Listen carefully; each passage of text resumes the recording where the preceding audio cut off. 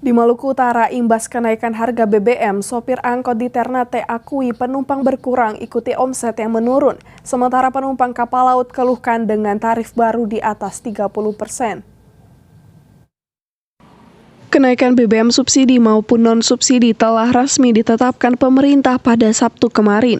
Hingga kini akibat imbas dari kenaikan tersebut, sejumlah sopir di Ternate Maluku Utara meminta penyesuaian tarif angkutan umum hingga mengeluhkan kondisi penumpang yang berkurang.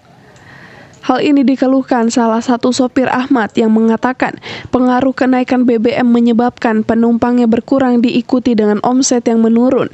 Sebagai sopir, ia lebih memilih mengisi BBM subsidi jenis Pertalite dibandingkan Pertamax. Di Pertalite rata-rata.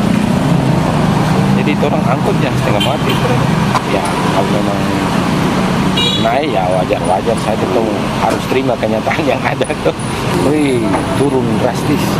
Ya, biasa pagi begini saya dapat dengan 300 ini 200 belum sampai.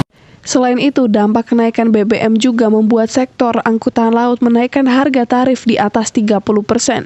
Hal ini pun dikeluhkan penumpang angkutan laut antar pulau dengan tarif di atas 30% terlalu memberatkan.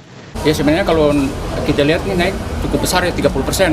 Maksudnya kalau kalkulasi untuk kita masyarakat bawah sih 30% terlalu berat, terlalu besar lah. Maksudnya kalau macam sekitar 20% boleh lah 20%. Mau bilang nggak kita keberatan juga, dia juga kan naik bahan bakarnya kan ya.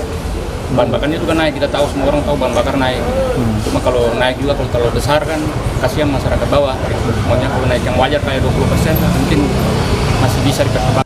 Warga berharap tarif baru yang dinaikkan pihak jasa angkutan laut dilakukan secara wajar, sehingga tidak merugikan satu pihak yakni masyarakat sebagai penumpang. Dari Maluku Utara, Opik Syarifuddin melaporkan untuk Kawanua TV.